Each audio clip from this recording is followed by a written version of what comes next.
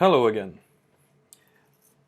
This time it's only Peter, because Olie is having a little vacation, but he's preparing another series of recordings, probably coming soon, about all the basics of JavaScript implemented in JavaScript, but not the parser, because actually this one should be the last one, or probably the next to the last one, videos dedicated to the JavaScript parser. Then we do probably type checking, something more interesting. But nevertheless, this one is about the second complex thing in JavaScript parsing, which is parsing slashes. So let's finish this, and then we can switch to something more high level. Anyway, it is still very interesting, and it is the problem is rated as 2 or 3 stars by Jason Orendorff in his tremendous work on JS syntactic quirks. So we can go there and see that it has 2 stars out of 3. Actually, how to parse slashes with all the explanations. Link should be in the description. So what we will do, we will add support for division and regular expressions. Yeah, but before we start hacking, I need to fix one little typo which I made in the last video, which actually costed me around 1 hour of debugging, because yeah, I start to forget the code because the videos don't come out so often as before. So here the plus expression gets its context, but for some reason I return null, probably for demonstration purposes, that it doesn't work this way. And it was like really, it looks okay, so if something is not in operator, then we return null, so it's a maybe sub parser, but it actually is not. So I actually violated the rule. If something has a context, it must return the context, so that another parser or sub parser can continue trying to match its own pattern based on the context. So here we just return left, and instead of this scary null, we have a nice, not super nice tree, but it's still small. Okay, so now having a fully working parser, we can continue. And what we do, we go and start with a simple thing, as usually we do. We replace a plus with a division, /, and save it, and immediately get a syntactic error, which actually doesn't mean that it's in Lexer. Syntactic error is both for lexing and parsing in JavaScript, so I made a mistake in the last video. Anyhow, we can do whatever we want because it's our parser, but I try to follow the JavaScript, the Node.js error messages, because it looks cool, it looks native, and you kind of touch the magic of a big thing by just mimicking it. So let's click and see. Yeah, the error is here, and we can simply fix it exactly as we've done for the multiplication. We go and we add more if statements, and we have a div token. Easy. And then we get a more interesting error. We don't expect this token in our parser. This is where things get messy. But again, as in the last videos, we can simply fix it, teaching the division to the mul expression. So we can say that it is mul token or a div token, because we actually don't care. They both, for our purposes, exactly the same. So again, a little bit of copy paste where I'm not good at. Div token, it checks if it's div token, Then, so for those who code in languages with enums, I use strings here, of course, because it's readable and easy. And in a more sophisticated project, it is definitely better to use an enum for multiple purposes, starting with the readability and navigation across the code. But yeah, here we save on some things to just have fun, because this is done for fun. Now we can see that we have a div token, and yeah, done. We have a div support, division support, and everything is cool, and we can chill. Not at all, because JavaScript has a wonderful support. So this is why I love JavaScript. So there are not so many things why I love JavaScript, but this is the one coming from Shell and Perl and all of these languages where regular expressions were first-class citizens. I love that JavaScript also has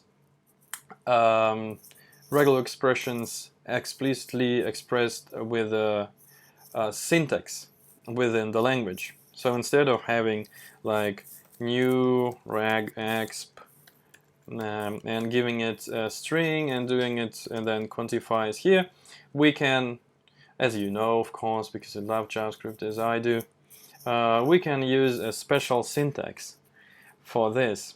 Yeah, you can see that the two forward slashes and also forward slash plus asterisk, the star gives us the comment, but I don't think that I'll have time to add support for that today too. But anyway, you'll get the point. And now we can have here anything full with a quantifier or something. And then the forward slash means a different thing. And we can save now and see that our parser will just explode, because it gets the tokens from the lexer. And lexer currently is 100% sure that whenever it sees one single character, forward slash, it always means that it's the single character, single token, which is a div token. Nothing else. So whatever comes after it needs to be parsed as usual. So it can be a number, it can be what do we support, plus and multiplication. But in this case, we should parse it differently. Why? Because it occupies a position in a stream of tokens where a division cannot be. So we cannot say division 2 divided by a division. So maybe in some other grammars it is possible, and we can somehow probably wrap it, something huskily is coming, and that might be a function closure or something, but not in JavaScript. In JavaScript it's quite straightforward, C-like parser, not straightforward, not that straightforward, but still this part is not that complicated, except for the regular expression. So we have to get from the lexer another token, which is a regular expression. So the scanner, the lexer, needs to read this forward slash and somehow guess, actually not guess, it needs to know that it is a start of a regular expression or a comment, but this is probably for the end of the video. So we should somehow tell to the lexer that this time we want a special handling applied to the forward slash. Currently we don't have such a mechanism, and we can then just introduce it. But this is important that the lexer knows that the full regular expression is just one token. And we can agree on that. It's of use because it's a kind of value. It's a very smart value, but it's a value by its own, so it's something like a number or something like a string, more like a string because it has the same delimiting character in the beginning and in the end. So it's very much a string. We haven't implemented strings yet, but I think we can do this probably later when we finish with type checking and all other wonderful things. We can then polish a little bit the grammar and have a very much close to the basic JavaScript 1.1, but this probably will happen in 2030. So enough speaking, let's try coding. So you can see that I'm talking a lot about this because I'm a little bit afraid. Last time I tried it, it took like half a day of thinking how to do this, but I believe this time I can be a little bit faster. So back to coding. We know that Lexer, in our case, produces tokens as a generator. So last time when I did this exercise, I started the whole series of these videos and investigations exactly to parse the division.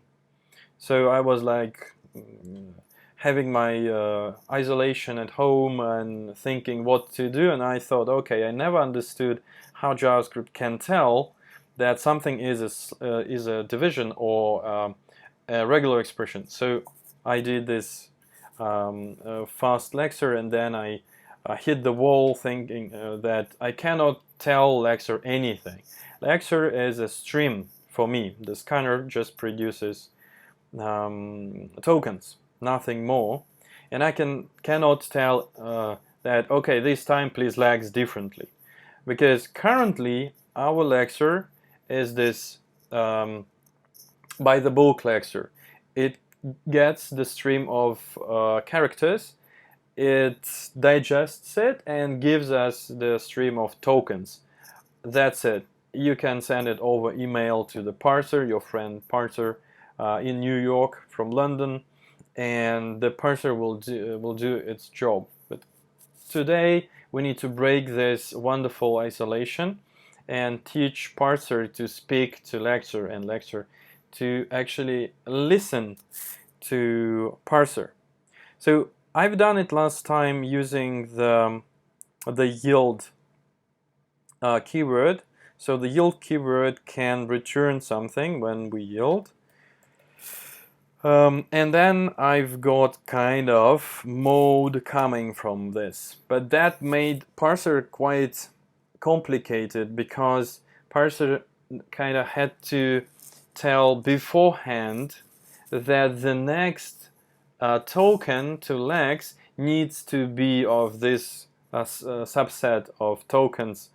So actually, hey, just parse for me a value. I called it value, but it is really stinky, smelly idea. So what I think to do this time is to unfortunately get rid of the generator function. So instead, I'd like to get back to the mutable object-oriented Lexer. So the Lexer, maybe not exactly mutable, maybe we can get around it, but still it's not anymore just a stream. So I'm not exactly sure where to start, but I believe that we can export instead of, so we have a function still, and we give it a file and a string. It's still fine, but we don't, but what we do is, so we have next, new line, so this is the state, and we need to return something with the next. Let's start with this. So usually start with types. Let's start with types, and we need a next function which does, probably it can be some, I love generators so much, I'm used to them, but yeah, return an object with next, and the next is a function. So should be like that. Currently it's next, so I don't really want to implement the full protocol of iterators and try to mimic and support parser in its way, because currently it does it off? Does it do it? How does it parse in general? So, it calls next. Oh, yeah. So it doesn't use this protocol. It actually knows that the tokens has next method. Okay, it's easy. Then let's implement the next function. Okay, yield. Yes, it's not. This is one of those quirks of the JavaScript grammar. Yield here is not a valid token, so it's a syntax error to use yield within a normal function. Amazing. So actually the Lexer knows in the real big parser that it has seen the star, the generator function before, so the yield is not a normal word. Actually a strict, plus strict mode. Yeah, if you're interested in all of those horrible things, also in a perspective of backwards compatibility and how to build a parser which can parse JavaScript 1.0 and the modern JavaScript with all of its glory, really go and read this wonderful document. This is amazing. Sorry for the white background. So next, when you hear me speaking, that means I don't know what to type. Okay, so instead of that what we had this for, so that means we don't do this, but we need to do the next. Okay, so I believe this is all is a preparation stuff what we have here. Those functions are just, so it's a namespace. I use it as a namespace. This is the state. Wonderful. This is next for our iterator, so we will already have the next, so we'll probably need to change it. No, that would be too much. Then sorry for now. Next two, I need to understand what I want to do first and then rename it. So what we do, we read in a loop, so probably loop, we unwrap the loop and put it here. Should be better. Everything else is just setting the state and advancing the state, calling for the next. Quite simple. And here we have our tick, so that would be the tick. Good. What do? We parse the token.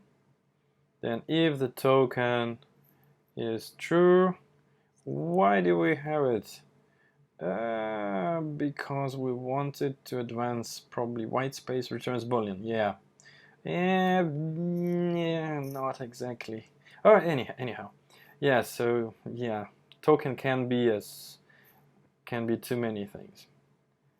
Alright, so instead of continue means that we want to have to call next again within ourselves.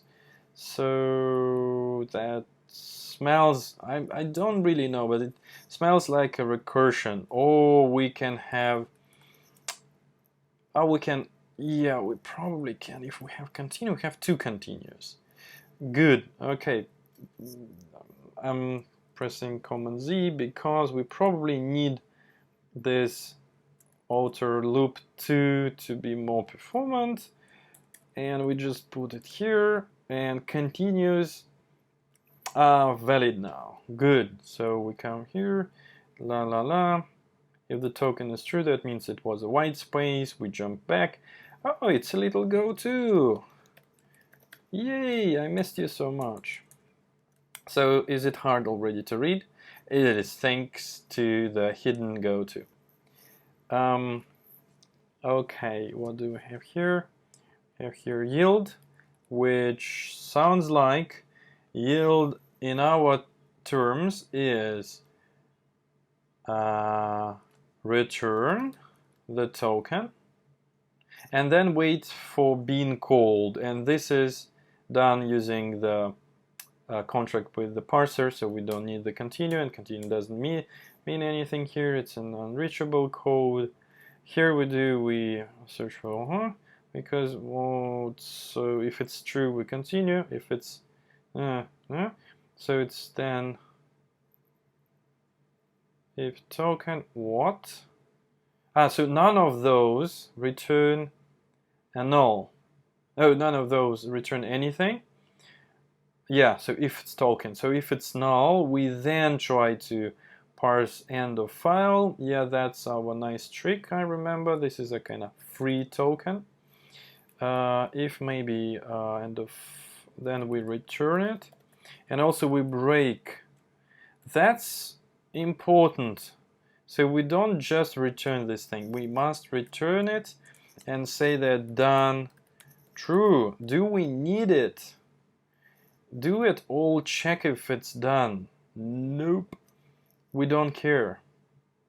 Oh, lazy we. Good. So what happens is that we just return. We don't care about this. We probably wouldn't need this value anymore here. That's nice. And otherwise we throw an exception. Looks good.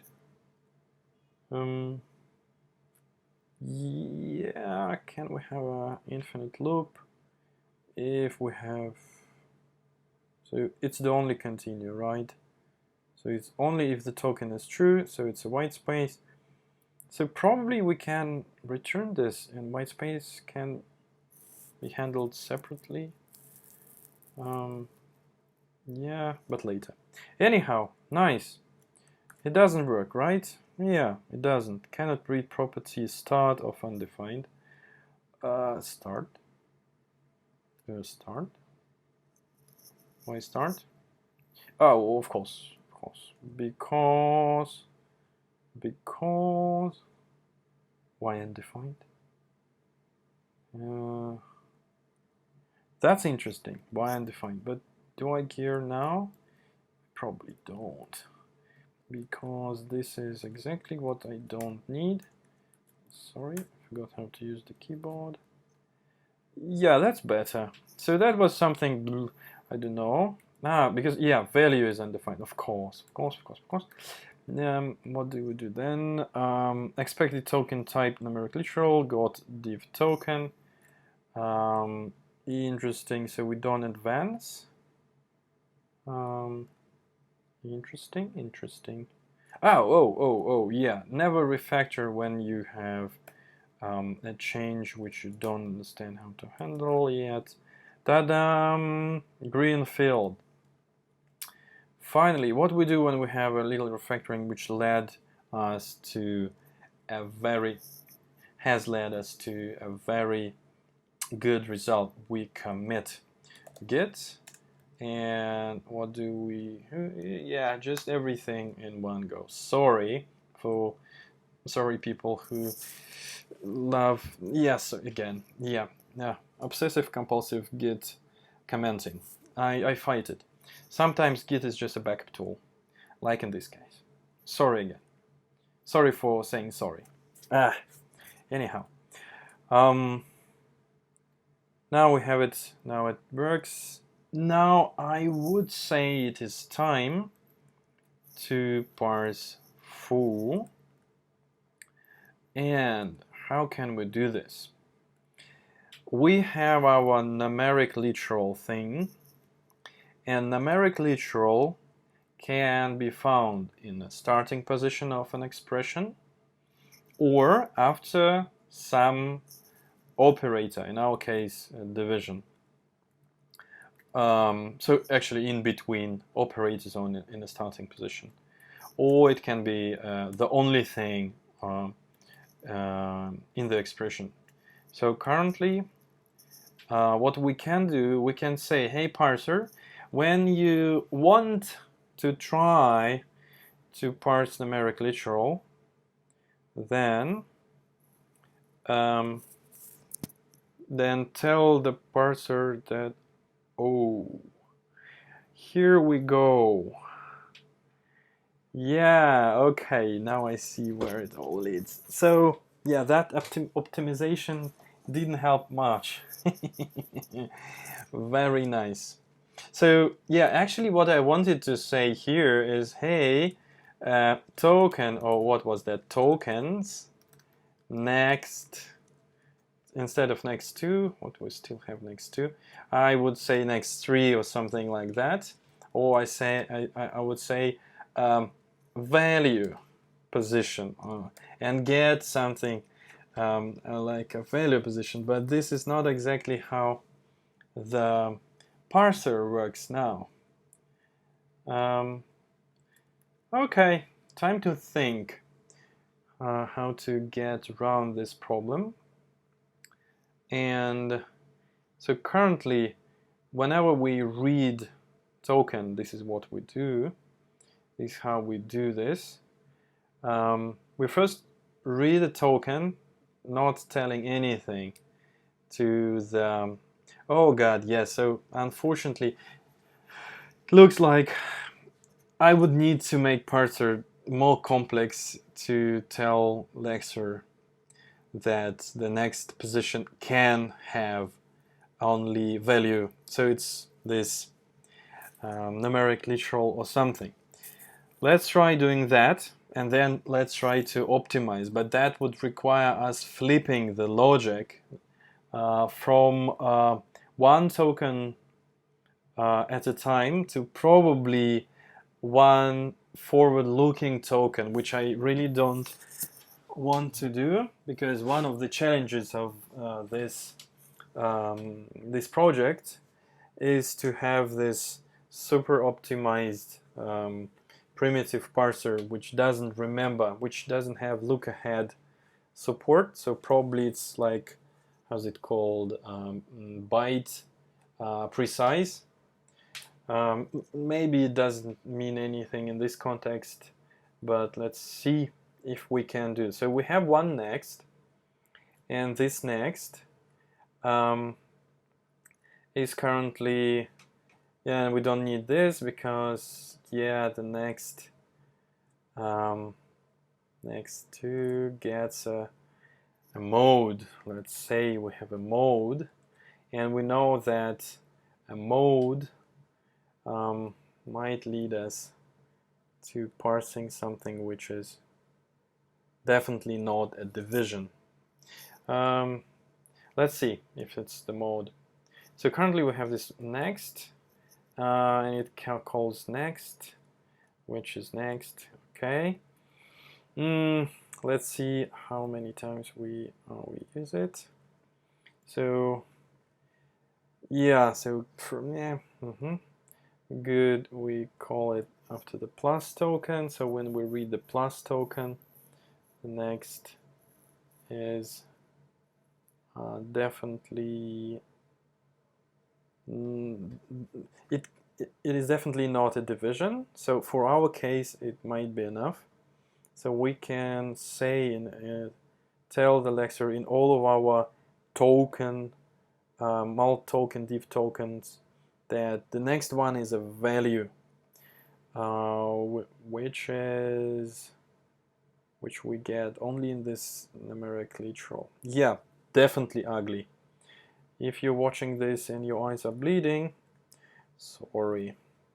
I'll think of, or you can comment of a better solution. But let's think of it. If we want an X token and we can ask for it in different parsers, we cannot know ahead of time. We can only know that that would be a class of tokens.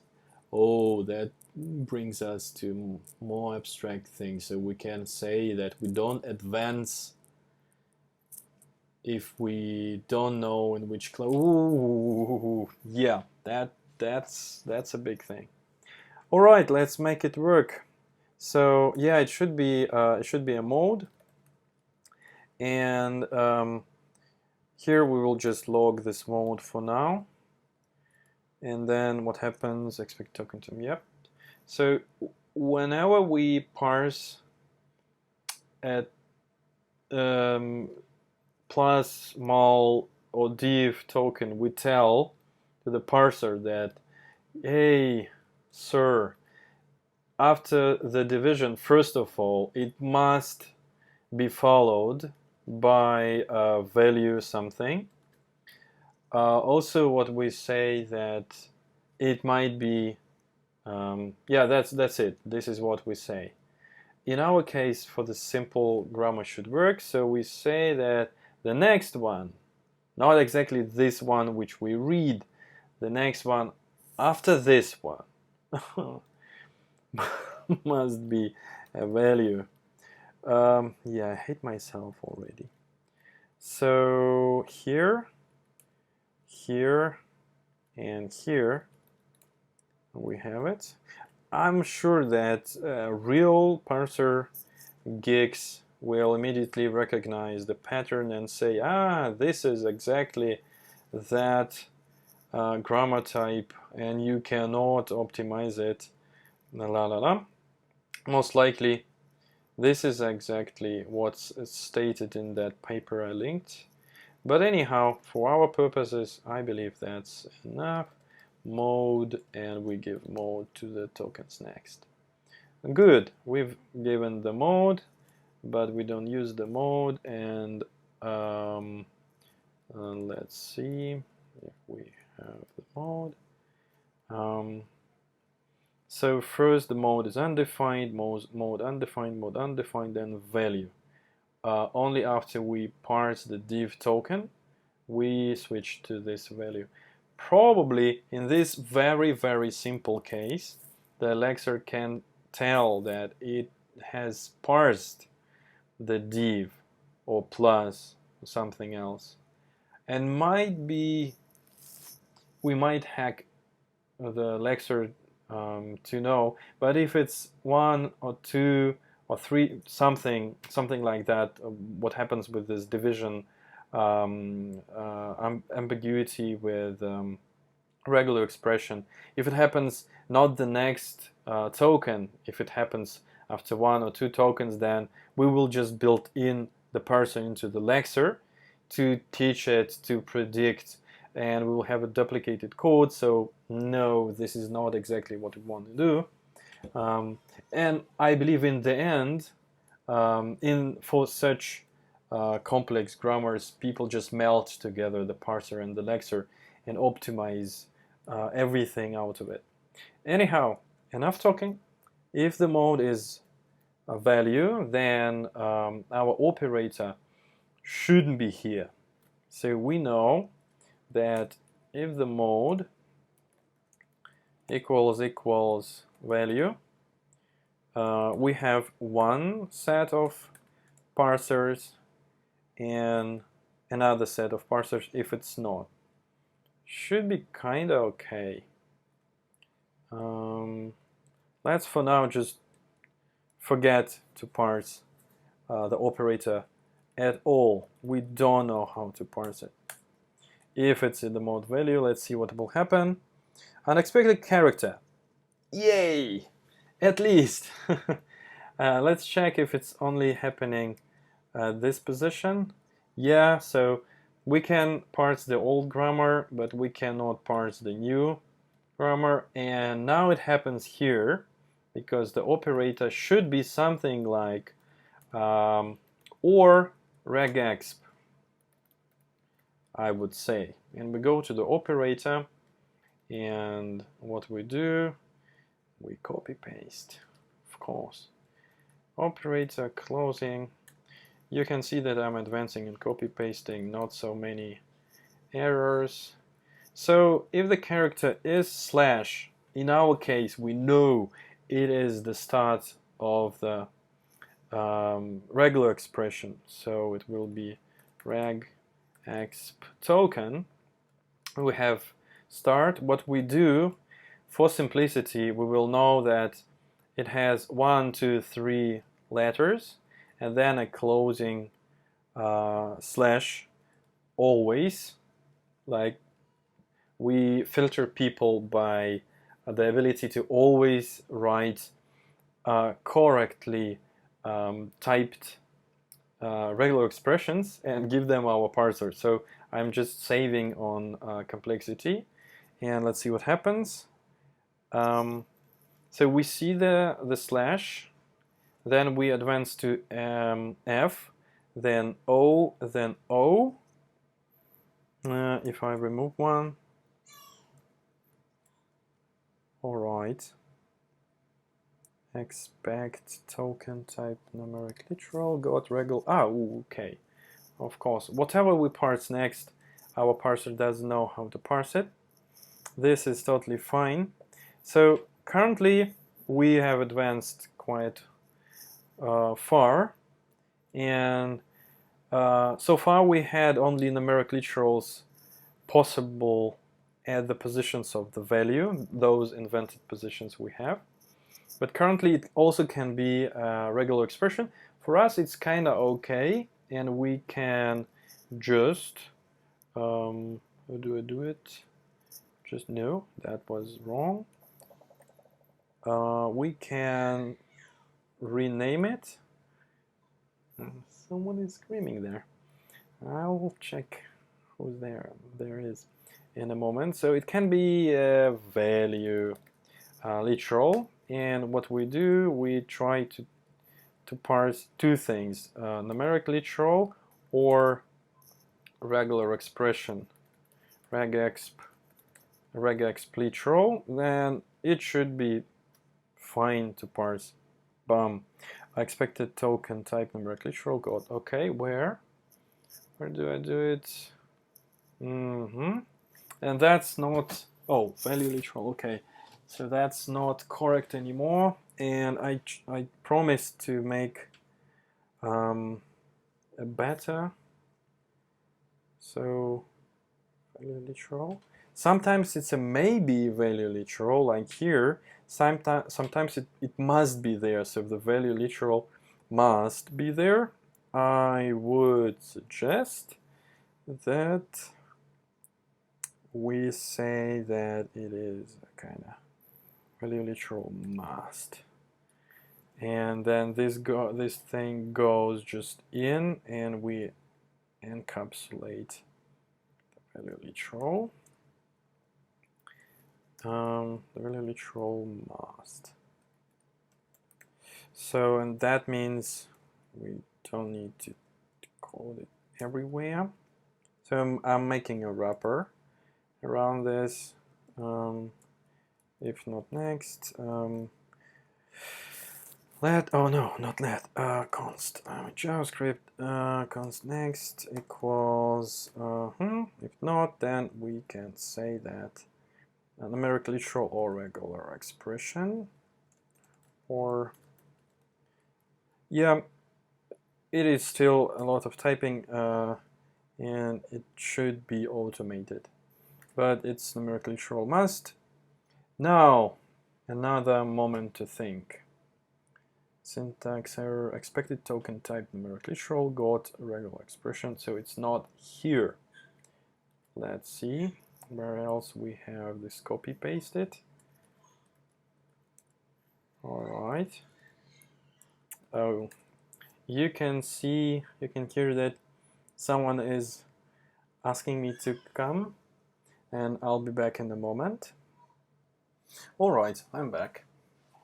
You can still hear that lovely background voices. So it was my daughter, and it is my daughter. So we played a little bit meanwhile, and now she needs to go to sleep. So, and she's not long, she's with her mother, so everything is fine. You can just enjoy this music of the baby crying, or someone else's baby. So everything's good.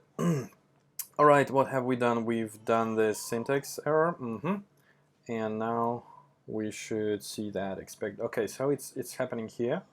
So we want this value literal must to tell us where it happens, and happens here. Oh, so it's mult div. Then we want to have a value literal must. What it does value literal, and its type equals regular. Let me see, maybe I made, as usual, a typo. Yeah. So why was it? What did we have? We have numeric literal div token. Ah, of course, it's not literal. So yeah, because I was trying to copy TypeScript and TypeScript notation, and we've just forgotten about it. Okay, wonderful. So it lexes it, then unexpected character O. Very nice. This is exactly what I was waiting here to see. So it lexes slash, it lexes, ignores actually FO slash FO, and now it is the O, and someone else tries to parse it. So now we parse this O, and there will be another slash, I believe. So probably I want to do it. Yeah, very nice. So here we parse, we have already slash, we parse F, we parse O. So actually we have O after this. After this we have the second O. After this we have this trailing slash, and only after this we have whatever is there in the string. So of course later we will do while I don't know what character isn't slash or something, but just a little bit later. Oh, just a little bit later. Yeah. So currently, super looks like it is just cannot be that easy. Let's see the source. It's divided by foo and numeric literal. Yeah, because we probably always return. Oh, sorry, not here. We always return. No, we shouldn't return always. So binary expression, numeric literal, value 2, div, right, undefined. Interesting. Why would it be? Okay. Why would it be? So, okay, I have now binary expressions to the left, right. A little bit of debugging. So, okay, so I made somewhere a mistake again. Again a mistake. Peter, what do you do? So we're not here. Plus expression, are we in a planet? So we are in a division expression, okay. So what it does, it's small expression. We have here probably here. Right. So right undefined. Why? Because value literal must returned undefined, and it shouldn't.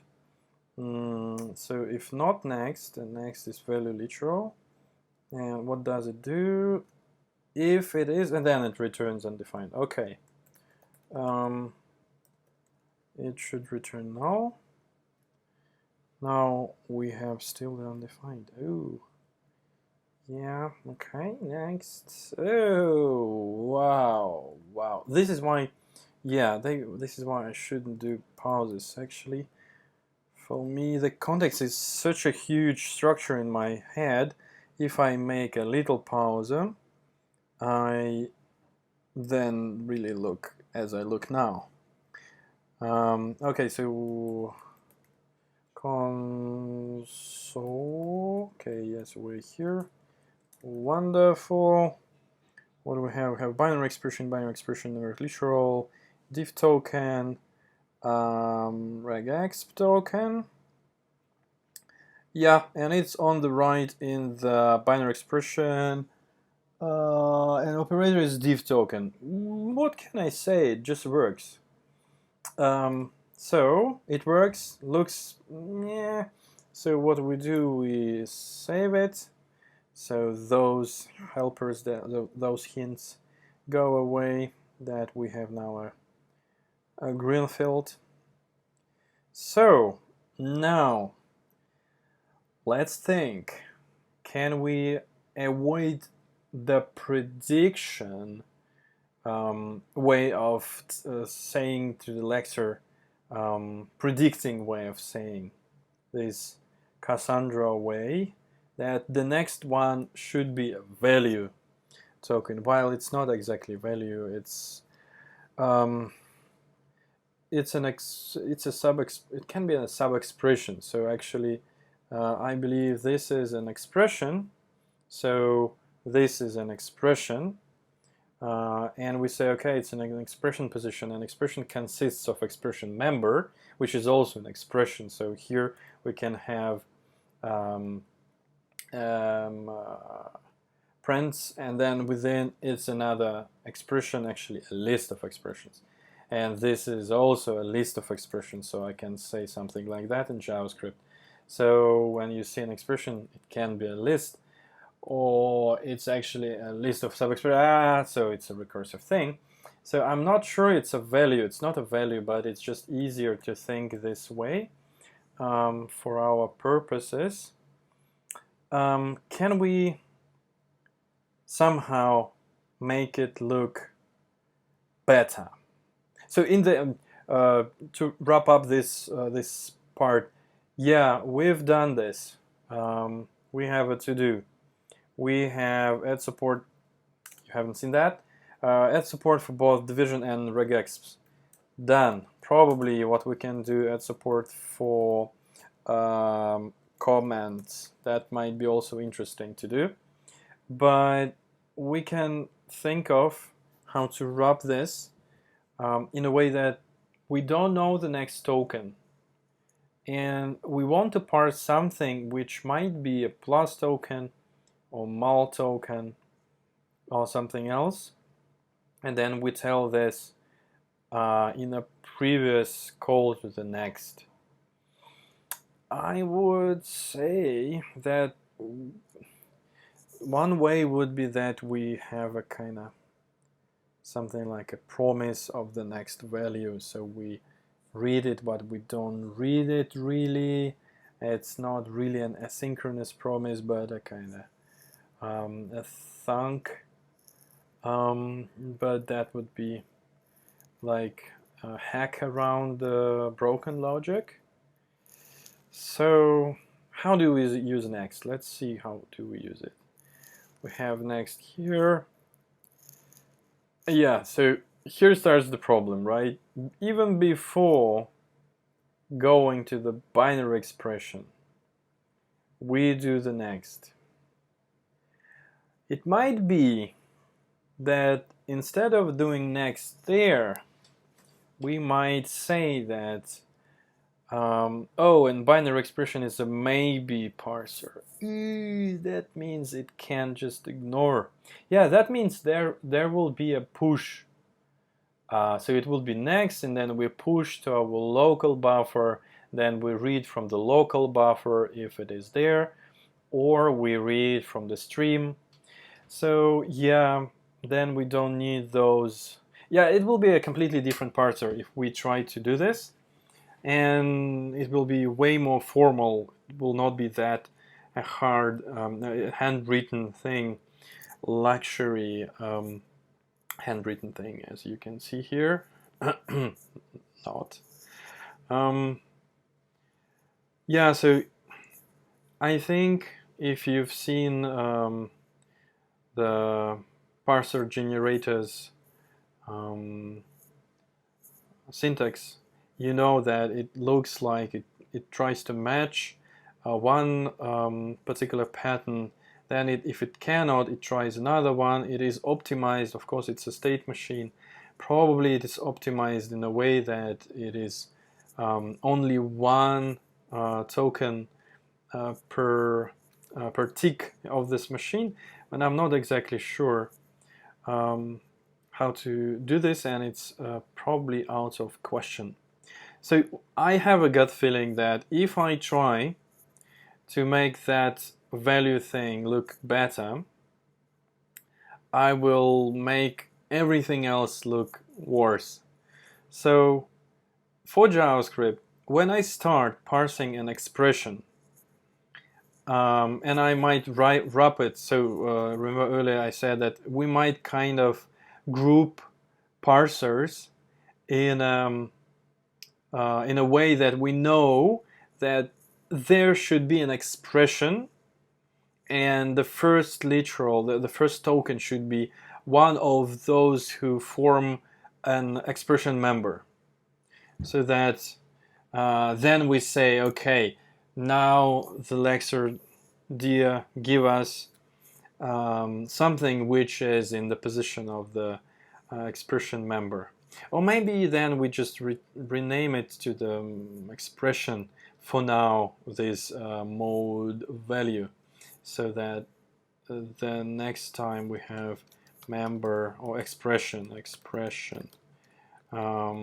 that might, value, that might make it easier next time when we meet in a year. Yeah, so expression, it works, wonderful. So actually, yeah, so div token says that the next thing actually literally is an expression. So please parse it as an expression. What we might do is that when we have a div token, instead of advancing, let's see if we can do this. Instead of advancing here, we ask the value literal must to advance before. So we parse the mul token, but we don't call next within it. Ooh, yeah, it breaks this wonderful notation completely. So it might be like, okay, you read it, but you don't read it, and then we can do then, okay, let's imagine we've done it, so we don't advance there. That means it's a dangling token. The next operation must read it, and we must guarantee that, yeah, so I would say that it might be possible to do in a more readable way if we have a good type system here, and these things are not exactly far-reaching, mutating things, so that we have tokens, div token. So I'm imagining some magic. So we have tokens. So let's tokens equal tokens div token, and we know that this thing must be advanced before anything else. So we might teach the type system to return from the div token the token somehow, I don't know, the token and tokens, which is very limited. It can only be annexed, a call to the next before we advance. Still, it kind of forces us to know here that we will give once in the future the type of the token we expect as a so it's isomorphic thing. Everything in programming, right? So you can see, if you see the whole picture. No, you never can see the whole picture. Okay, you see the whole, almost the whole picture, and however you implement it, it will be almost the same, but you do steps in a little bit different orchestration. So anyhow, we can ask type system to help us that we don't call next. If we don't call next, we don't have other nice methods like value must. That means that this function will have a type of it receives this next must call next first tokens, not just all tokens. It might be so that will might be done, I believe, so that we can by doing that, by doing this, we can prevent all class of errors that we don't really read things in the right order, and instead of writing millions and zillions of tests and fuzzers, we can kind of guarantee that at least this complexity, this sort of complexity we add, is dealt with by the type system. Still possible. This is not a research channel, so things like that go away, and we continue imagining what we have in a to-do. That JS is our C++, and this is very important. I'm sure that in C++ you can express it, but we cannot treat C++ in a way that it is that old C plus some fancy stuff. So it's not little Haskell or something like that. So yeah, it is. It should be a mutable thing, and we just stay in this land of sanity instead of going somewhere into outer space. But we have this trick. Okay, what else? Let's try to then do stream 4, stream 5. Let's try to add the comments, and then the whole slashes are covered, right? Yeah, it should be. By the way, I wanted to show you how the syntax highlighter doesn't really know that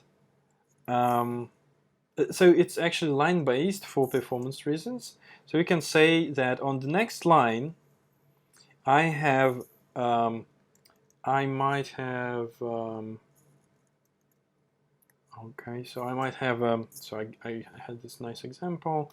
I might have something like foo, so x divided by I, and this whole thing is actually so instead of having this, I'd probably add, yeah, something like that. So I can say that it's plus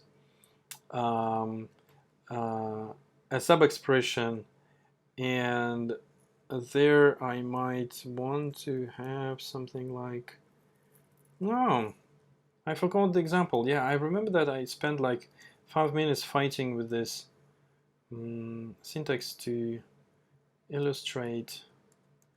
Let me think.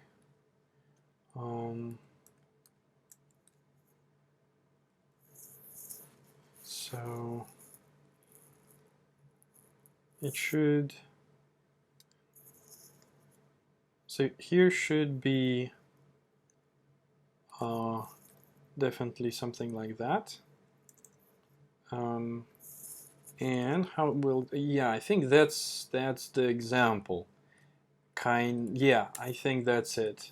So you can see that when I save the file, the prettier parses the whole thing with the full JavaScript parser, and it understands that this thing is, okay, maybe that's the reason. No, crap, no, that's not a good example. So it should be 3. Oh, maybe this is the good example. Yeah, so actually that's the thing.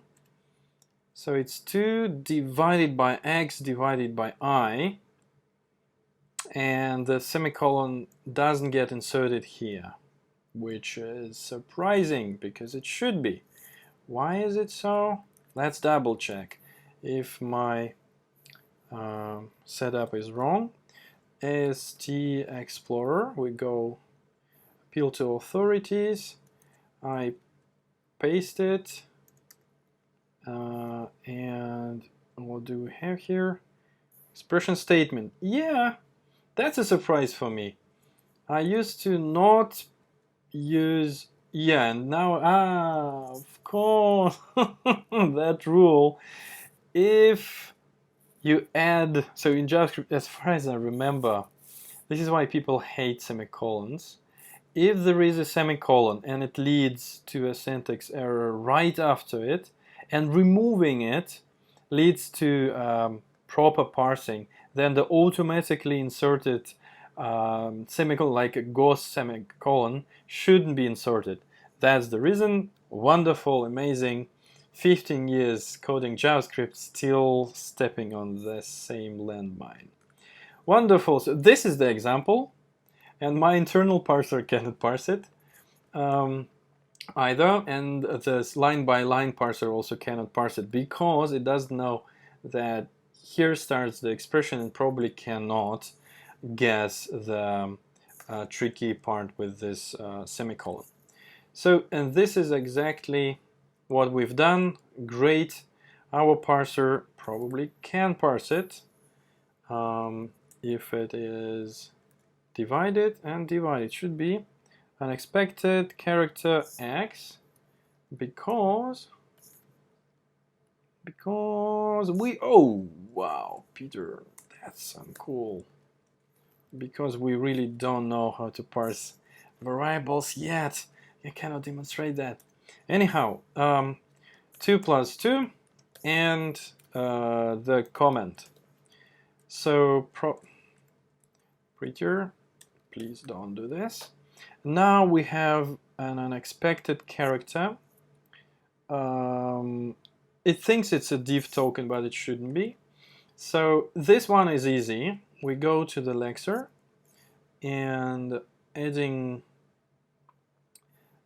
forward slashes comments is quite easy. We see a regular expression, and we see first the division. So if you see a division and right next to it you see another forward slash, that means it's a start of a comment, and we need to read until the new line. So we can do this and have fun with that, and then decide that this topic is completely closed. So what we do, we have a start, and then we have a next. We read the next token. If character is again a forward slash, then we return read comment, and we give it the start. I think that should be good enough. We go here and we create a function, read comment, we have start, and then we return p, no, no, yes, return type and location. Yeah, this is our copy pasting, return comment. So comment token. Another interesting thing, so comments, they are not exactly, they can be tokens, of course, and the parser can just ignore them completely, but in JavaScript it's a widely used technique to add magic comments. So usually in the parsers those comments get attached to the next token or to the node in the parser somehow. I think that we will just ignore them completely, but still we want to parse them. We want to lex them, and just teach parser to ignore them and ask for the next token for now, so that if we want to continue, if this thing survives the set of streams being prepared by Olie, then we do this. We also can make magic comments somehow serve as some extension to the language or something like that. But anyhow, comment token, that how we do it. So we want to read from now, from here, and here means that we had / consumed and another / is the current one. So we need to do the next for it. Should we do it here? I think, yeah, we should do it here. We advance here because we check it here, and this is the indicator. Then we get to the comment, and now we need to do while character is not equal to the new line, or we just do next, I think. And then we also do one more time the next. That's it. And equals line. Yeah, this is how we do it. Okay. Hey, let me click. Right. No, because const. Yeah. The thing with new lines. How did we deal with that? Function new line. Where do we call it? We call it manually. Oh, so sweet of us. Oh yes, end of line. Oh, ooh, that's something. The architecture of end of line is this. Yeah, that's very nice. So there is a end of line as a token we consume here. Nice. And I believe we should then say that here we also call the new line. So we know that a new line has happened. What can also happen is that it's not a new line. It is, well, character next, and yeah, and we will hit now an exception because in our case there is no new line, and there will be an undefined, I think. So the lecture also can, well, it doesn't equal, and it doesn't equal to undefined. I think that's it. Do we call new line here or we not? So when we don't, if it's next, tricky. Yeah, for this I need to experiment a little bit. Expected token type end of file, of course. So let's go first and teach our parser to ignore this. So if token next token is undefined, wonderful. If token type equals, what did we have there? Comment token. Whoops. If it's comment token, then we just can we have them in a row? Yeah, then we just recurse to next mode. Yeah, I believe that should be enough, and then we can have another one. Wonderful. Oh, it just works. Not bad. Let's see the corner case, and it just works. Lexer, that's 2 undefined. That's not sweet. That's not sweet. But let's decide that here we advance the new line even past the end of file, which is an end of file. Oh, and then we consume it and we advance. And yeah, so it stinks. So if it is undefined, if we find undefined, if you find, if the character is a new line,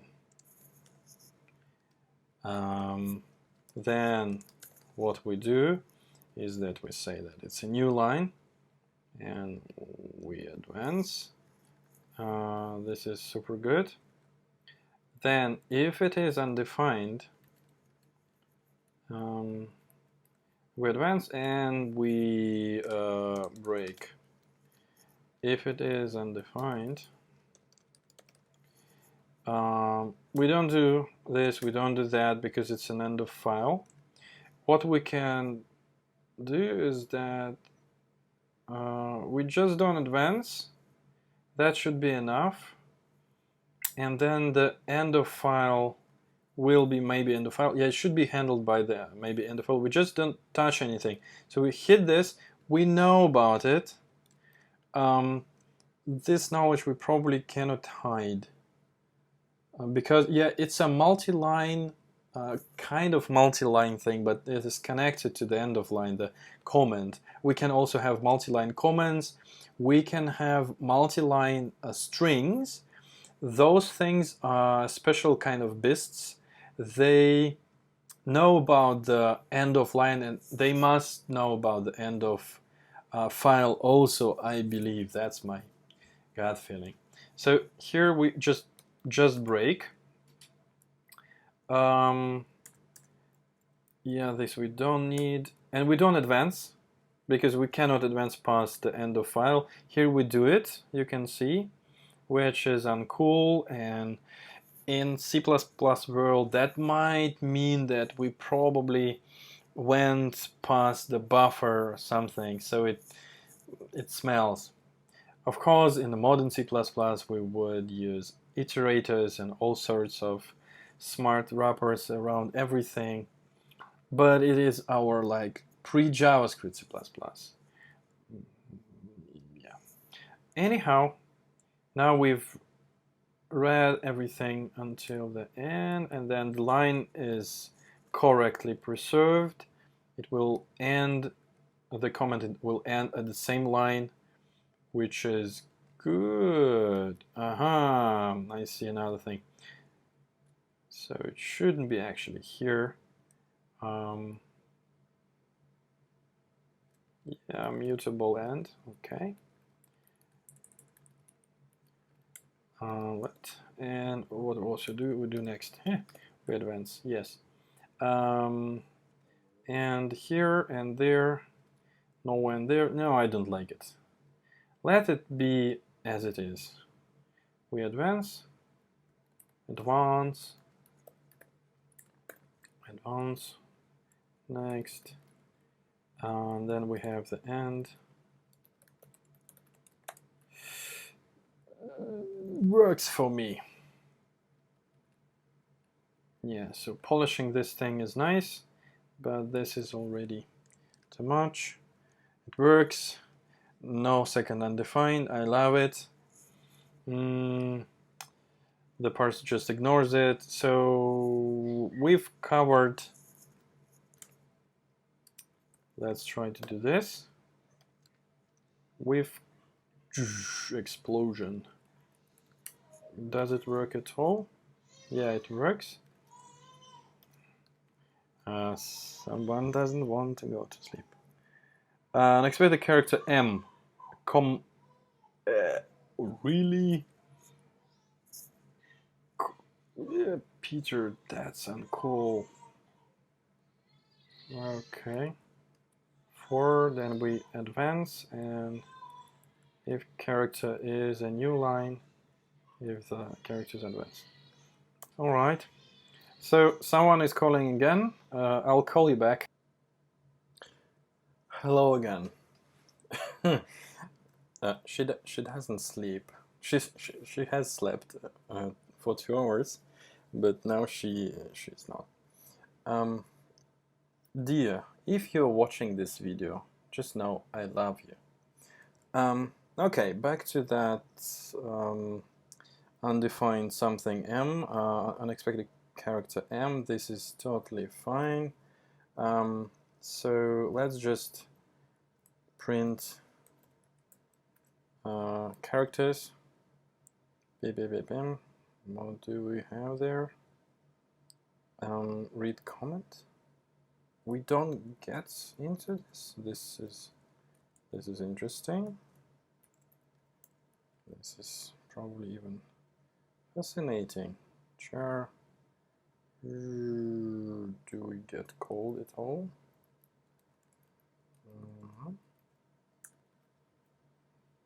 Because I no. Com. Lexer div new syntactic unexpected character m. Very interesting. So it thinks that there is this thing, and it doesn't get called. Okay, read comment. Why?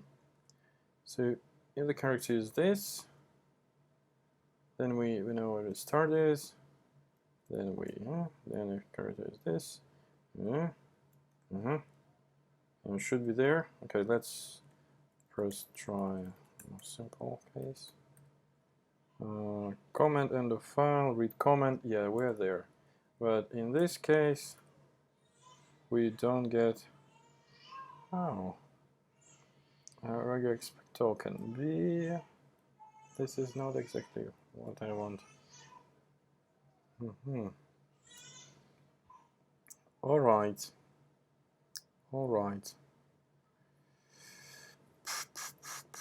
Plus, okay, so we have plus 2, now rectify, div token. Lexer does this and that. Hey, Lexer, that's my favorite debug method. Oh, and then we go here.